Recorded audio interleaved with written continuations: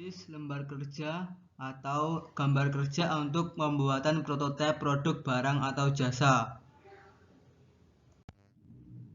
Tahapan-tahapan kegiatan desain produk. Yang pertama, memfokuskan hasil marketing research.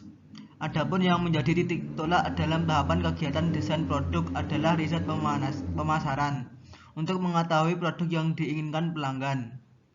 Kedua, mempertimbangkan kemampuan fasilitas perusahaan. Untuk melaksanakan kegiatan pembuatan suatu produk, maka desainer harus mempertimbangkan kemampuan dari perusahaan itu sendiri. Yang ketiga, membuat sketsa. Sketsa tersebut dibuat untuk mempermudah dalam pembuatan gambar kerja atau blueprint. Sketsa dari masing-masing produk, walaupun sketsa ini tidak menunjukkan ukuran-ukuran yang sebenarnya, tapi dapat dilihat dalam skala perbandingan. Yang terakhir, membuat gambar kerja. Membuat gambar kerja ini adalah merupakan tahapan akhir dalam pembuatan kerja desain produk, di mana dalam gambar kerja ini dapat digambarkan bentuk dan ukuran yang sebenarnya dengan ukuran yang diperkecil. Faktor-faktor yang mempengaruhi desain produk. 1. Fungsi produk. Setiap produk yang dihasilkan mempunyai fungsi atau kegunaan yang berbeda. Hal ini tergantung untuk keperluan apa produk itu dibuat. Dengan demikian, bahwa desain produk itu berhubungan bentuk dan fungsi dari suatu produk. Kedua, standar dan spesifikasi desain. Sambungan-sambungan, bagian, bentuk, ukuran, mutu, bahan, dan warna.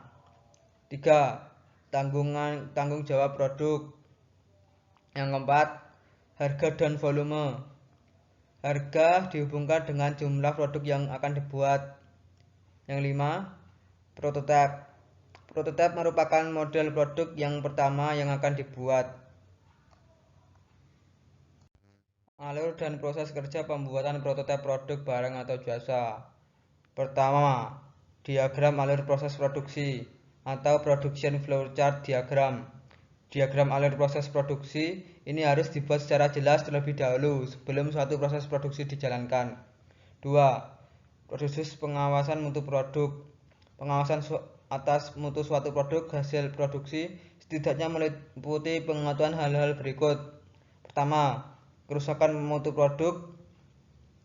Yang kedua, mencegah atau menghindarkan terjadinya kerusakan barang atau produk. Yang terakhir, kendali mutu produk. Pemecahan masalah mutu produk dengan statistik.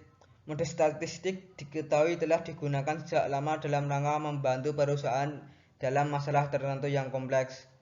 Alasan digunakan metode statistik dalam pengawasan mutu adalah sebagai berikut. Yang pertama, menghitung jumlah kerusakan barang dalam proses produksi. Yang kedua, kerusakan atau cacatnya barang sebenarnya merupakan akibat dari terjadinya penyimpangan atau variasi atau deviasi dalam proses produksi. Jenis-jenis pengawasan mutu produk.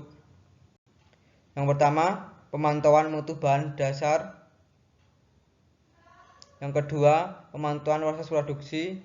Yang ketiga, pemantauan produk jadi. Yang terakhir, pemantauan pengepaan. Alat pengendali mutu. Yang pertama, diagram pengendali mutu atau quality control chart.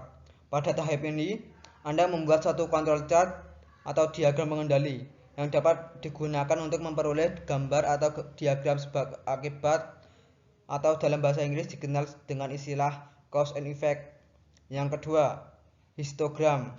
Bila terdapat penyimpangan, Anda akan mengetahui berapa besar penyimpangannya dan faktor apa yang menyebabkannya. Selanjutnya, mungkin perlu dibuat suatu tindakan koreksi atau perbaikan. Yang terakhir, peranan komputer.